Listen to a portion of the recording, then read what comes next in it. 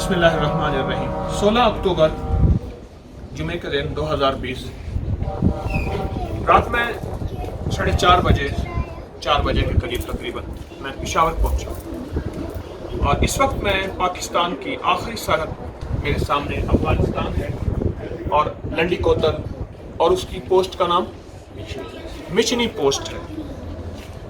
یہ سامنے میرے تیمور کا قید خانہ قتل خانہ ہے، یہ سامنے میرے وہ جرنیلی سڑک ہے جس کو ہم جی ٹی روڈ کہتے ہیں، شیر شاہ سوری کی وہ سڑک جو کلکتہ تک جاتی ہے۔ لیکن ان ساری چیزوں کے بعد مجھے ایک صدائیں بلند ہو رہی ہیں، آوازیں آ رہی ہیں۔ وہ محمود غزنوی کی آواز آ رہی ہے، وہ شیر شاہ سوری کی آواز آ رہی ہے، وہ ابراہیم لودھی کی صدائیں، اس کے گھوڑوں کی چھنکار اور وہ بلند آوازیں۔ جو بھی فاتحین آئے مشرق وسطیٰ سے، افغانستان سے، ازبکستان سے، بخارا سے، سمرقند، اولیاء، صلحاء، ولی، فاتحین، مفسرین، محدثین، حکماء، سائنسدان، وہ سارے اسی راستے سے آئے۔ یہ راستہ ہے سارا، یہ درہ ہے اور یہاں سے داخل، اور اگر وہ فاتح کامیاب ہوا تو وہ دلی تک، کلکتہ تک، پھر آگے تک پہنچا، آسام تک پہنچا۔ اگر وہ یہاں سے کامیاب نہیں ہوا، یہ سب سے مشکل ترین راستہ تھا۔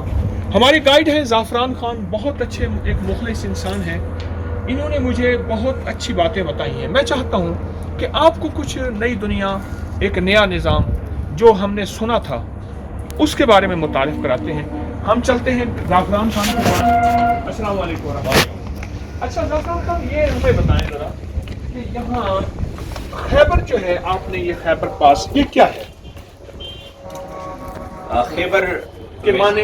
خیبر یہ عبرانی زبان کا لفظ ہے۔ ہاں، اس کی معنی ہے چھوٹا سا قلعہ، یار و نما مکان، قلعہ نما۔ ہاں قلعہ۔ اچھا، اور یہ باب خیبر گیٹ ہے۔ جی، یہ جب آپ کارخانوں سے تقریباً 7 کلومیٹر آگے آتی تو ضلع خیبر کا جو فرسٹ بازار ہے جمرود اچھا، بازار، یہاں سے کون کون گزرا؟ آپ ہمیں ذرا اس یہ جو رستہ ہے یہاں کی گزرگاہ بتائیں۔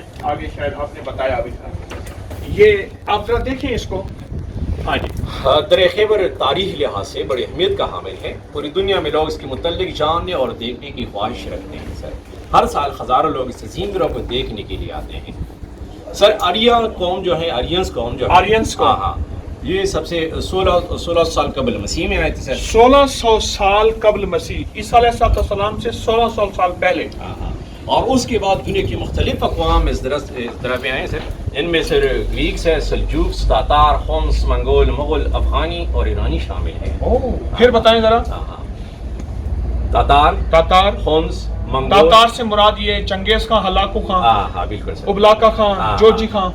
تاتار، ہومس، منگول، مغل، افغانی، ایرانی، شام، یہ سب انہی راستوں سے آئے۔ بالکل سر۔ یعنی یہ راستہ مشرق وسطیٰ، سر ماوراء النہر، افغانستان، بالکل سر، اور جتنی بھی سٹیٹس ہیں اب رشیا کی، راستہ یہی ہے، راستہ فاتحین کا۔ بالکل سر۔ جو آپ کہتے تھے جو یہاں سے گزر گیا، بس وہ اپنے سب کے لیے جو جتنے بھی جو گریٹ کیپٹن آف وار ہے سر، آپ کے ہمارے چارٹ میں ہے، الیگزینڈر دی گریٹ ہے، سلطان محمد غزنوی، سلطان محمد غافور، چنگیز خان، تیمرلین، ظہیر الدین بابر، نادر شاہ اور احمد شاہ ابدالی۔ ان سب کے لیے جو مشکل ترین اور سخت ترین راستہ تھا وہ خیبر پاس تھا۔ خیبر پاس تھا، یہ جس وقت ہم یہاں کھڑے ہیں۔ بالکل جس یہاں پہ آپ کھڑے ہیں سر۔ جنہوں نے سر خیبر پاس کو فتح کیا، وہ اپنے دل اور دماغ میں یہ کہہ رہا تھا کہ ہم نے دلی اور بمبئی کو فتح کیا، دلی اور بمبئی کو اور لاہور کو فتح کیا۔ لاہور کو فتح کیا۔ اچھا، ایک چیز اور ہے، میں یہاں کھڑا ہوں تو میں راستے میں نے دیکھا، پچھلے دنوں میرا سوات کا سفر ہوا، مینگورا کا، سوات کا، چک درہ کا، میں اچ بھی گیا وہاں، میں نے وہاں کی پوسٹ بھی آپ کو پوری دنیا میں ہمارے جو عبقری کے مخلصین ہیں ان کو بھیجی تھی۔ یہاں بھی ایک چیز میرے سامنے آئی ہے جو ہمیں زعفران خان نے بتایا ہے کہ جو پرانے معبد خانے ہیں وہ چیز یہاں سامنے آئی ہے، اور ہم نے راستے میں بھی وہ چیز دیکھی ہے جس کا انہوں نے بھی ماشاءاللہ بس ذکر کیا۔ یہ دیکھیے، یہ معبد خانے، یہ ذرا بتائیں گے آپ ہمیں؟ یہ بدھ اسٹوپا ہے، یہ قدیم بدھ مت خانقاہوں کی ایک نشانی ہے، اور یہ کہ قدیم خانقاہ ہیں۔ جو عبادت گاہیں تھیں ہاں اس کی یہ نشانی ہے ہاں جو کہ پورے کیپیکی میں صوبہ سرحد میں پھیلی ہوئی ہیں. بالکل سر. جی. اور یہ سر کنگ اشوکا کی دوری حکومت 3rd سینچری BC میں سر بنایا گیا ہے سر. اچھا آج سے یہ قبل مسیح کتنا ہوگا؟ 300 سال قبل مسیح. 300 سال قبل مسیح. حضرت عیسیٰ علیہ السلام سے 300 سال پہلے اس دور کے بنے ہوئے ہیں. میں ان معبد خانوں کو جب دیکھا ہوں، عبادت خانے دیکھتا ہوں، تو مجھے ایک محسوس ہوتا ہے وہ کس رب کی پوجا کرتے ہوں گے، وہ کس رب کو مانتے ہوں گے. رب تو ہے، ماننے والے. اس کے بعد پھر نظام کیا ہوگا، یہ اللہ کا نظام ہے. لیکن مجھے آج بھی محسوس ہو رہا ہے یہ افغانستان سے آنے والی ٹھنڈی ہوائیں جو میری آبا کو بھی اڑا رہی ہیں اور مجھے بھی مسحور کر رہی ہیں. لیکن سچ پوچھیں ان ٹھنڈی ہواؤں میں مجھے اولیاء، صلحاء، بڑی بڑی ہستیوں کی شکلیں اور ان کے نورانی چہرے، یہ چیزیں نظر آ رہی ہیں. اچھا ایک چیز اور انہوں نے بتائی جس میں مجھے حیرت ہوئی. اس وقت ہم اس عقوبت خانے اور جیل خانے کے سامنے کھڑے ہیں جس کا ہمیں ہمارے محترم گائیڈ زعفران خان نے بتایا اور مجھے اس پہ حیرت بھی ہوئی. یہ چیز ہے، یہ دیکھیں بالکل سامنے، یہ ہمارے بالکل سامنے، یہ سامنے جو ہے یہ ہاں یہ ہے. اچھا اس کے بارے میں بتائیں یہ کیا ہے زعفران خان؟ ہاں یہ سر تیمور لنگ کا جیل خانہ اور پانسی گھاٹ تھا. تیمور لنگ. ہاں یہ جو سر جو ہماری طرف جو سلوپ ہے یہ تقریباً 45 ڈگری زاویے پر ایسا سلوپ بنا ہوا ہے. اچھا. اور یہ سر کمپلیٹ ایک ٹنل ہے. کمپلیٹ ایک ٹنل ہے. ہاں اور اس ٹنل کے اندر انہوں نے مختلف قسم کی کٹرز اور بلیڈ لگائے تھے.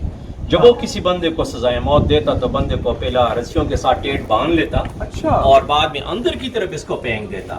ہاں تو سر یہ وہ خود بخود پہ رولنگ کی شکل میں آتا. اندر کٹر لگے ہوئے. ہاں اندر کٹر لگے ہوئے سر. اچھا رولنگ میں وہ چلتا تھا. ہاں پھر جب آخری اینڈ پہ بندہ پہنچ جائے، بندہ یا ٹکڑوں کی شکل میں سر باہر نکلتا تھا یا کیمی کی شکل میں سر، یا ٹکڑوں کی شکل میں یا کیمی کی شکل میں باہر نکلتا تھا. یہ اس کا راستہ، یہ بالکل ہمارے سامنے ہے اور یہ صدیوں پرانا ایک نظام بنا ہوا ہے. اور انہوں نے جو بات بتائی یہ ہمارا گاؤں ہے، اس گاؤں کا نام کیا ہے؟ چار باغ. یہ آخری گاؤں، آخری گاؤں جو ہے سر، آخری گاؤں وہ ہمارے سامنے ہے ہمارے پاکستان کا. اس کا نام کیا ہے؟ اول خان. اول خان گاؤں، یہ ہمارا آخری گاؤں ہے. اور یہ ہماری آخری چیک پوسٹ ہے سامنے سفید رنگ کی. یہ سر اس سے پھر اول خان قلعے کے ساتھ ہماری پوسٹ آخری چیک پوسٹ. یہ اس وقت ہم یہاں کھڑے ہیں.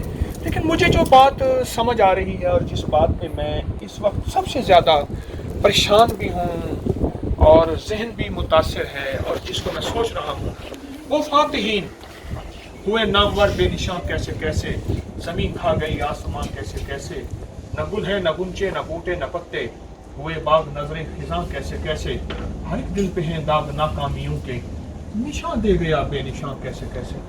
فاتحین ملک کے لیے آئے، حکومت کے لیے آئے، اقتدار کے لیے آئے، لیکن مجھے کہیں کسی فاتحین کا نشان نہیں ملا. لیکن ان کے ساتھ کچھ ایسے بھی آئے جن کے دلوں میں انسانیت کی ہمدردی تھی، انسانیت کا درد تھا. ان کو ہم اولیاء کہتے ہیں، صلحاء کہتے ہیں، بزرگ کہتے ہیں، جو پورے برِ صغیر میں پھیلے ہوئے ہیں. وہ بھی اسی راستے سے آئے تھے، افغانستان سے، بخارا سے، سمرقند سے، تاشقند سے، ترمذ سے، شہر سبز سے اور شہر کتاب سے. یہ سب یہاں سے آئے تھے. لیکن آج تیمور لنگ کا یہ سامنے عقوبت خانہ، جیل خانہ جہاں انسان کیما ہو کے اور ٹکڑے ہو کے باہر نکلتا تھا، وہ بھی موجود ہے.